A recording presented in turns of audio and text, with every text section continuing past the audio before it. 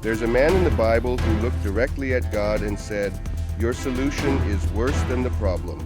Not a villain, not a doubter who walked away, a prophet, a man chosen by God himself. And instead of striking him down, he allowed Habakkuk to write his experience in a book, 3 short chapters. Almost nobody reads it. That man was Habakkuk.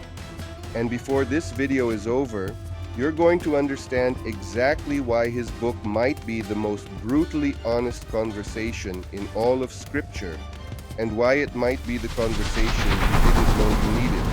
But first, you need to understand what was at stake. It's around 605 BC. King Jehoiakim is on the throne in Judah.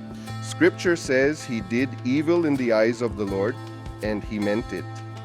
He reversed every reform his godly father Josiah had built. Corrupt courts, oppressive leadership, the law basically asleep. Justice nowhere to be found.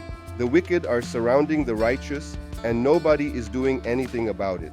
And in the background, and worse than anything is happening for Judah, the Babylonian Empire is on the march. They've already